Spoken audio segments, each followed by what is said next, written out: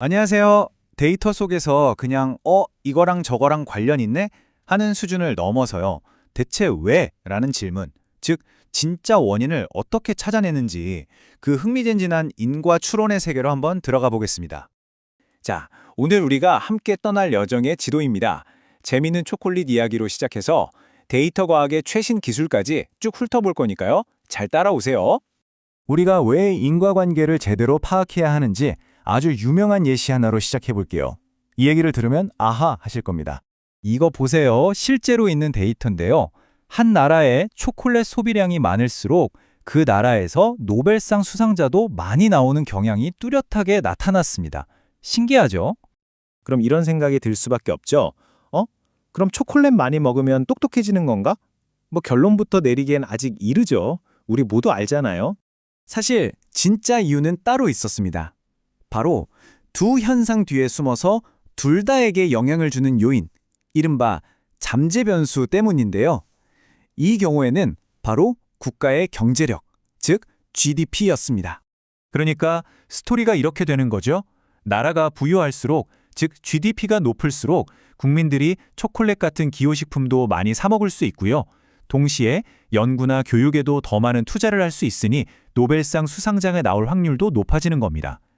결국 초콜릿이 노벨상을 만드는 게 아니라 국가의 부가 초콜릿 소비와 노벨상 둘 다를 늘리는 거였어요.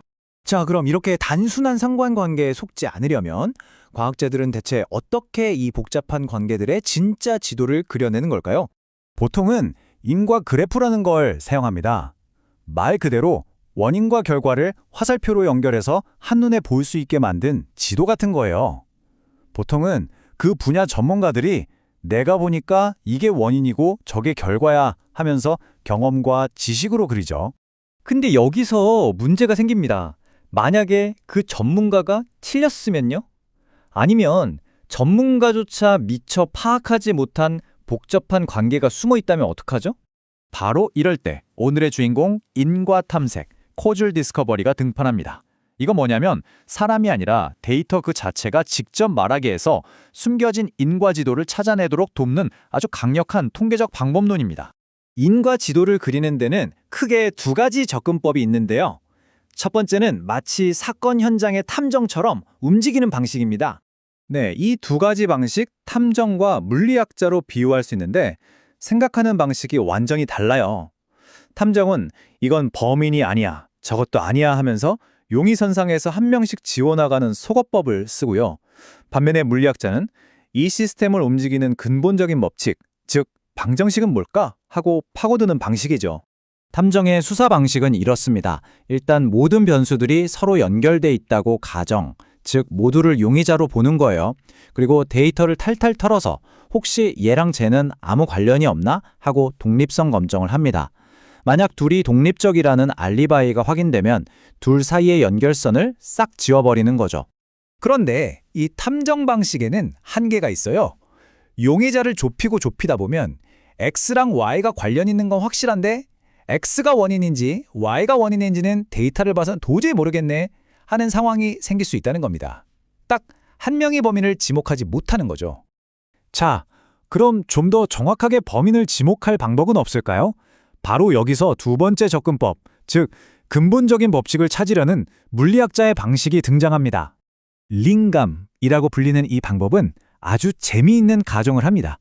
모든 인과관계는 결과는 원인의 어떤 상수를 곱한 값에다가 우리가 설명할 수 없는 랜덤 노이즈를 더한 것과 같다는 일종의 단순한 법칙을 따른다고 보는 거예요.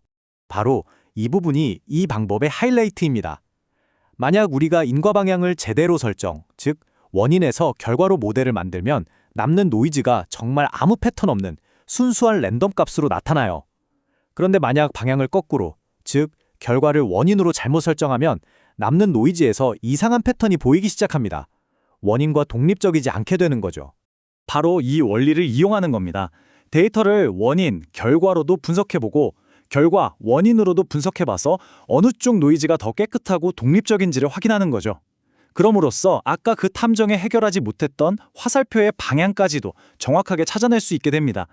물론 지금까지 설명한 건 기초적인 내용이고요. 이 인과 추론 분야는 지금도 아주 활발하게 발전하고 있고 연구자들은 훨씬 더 어려운 문제들과 씨름하고 있습니다. 예를 들면 우리가 아예 측정조차 못한 숨겨진 변수가 있으면 어떡하지? 아니면 서로가 서로의 원인이 되는 피드백 루프는 어떻게 분석하지? 시간이 흐르면서 인과관계가 변하는 경우는?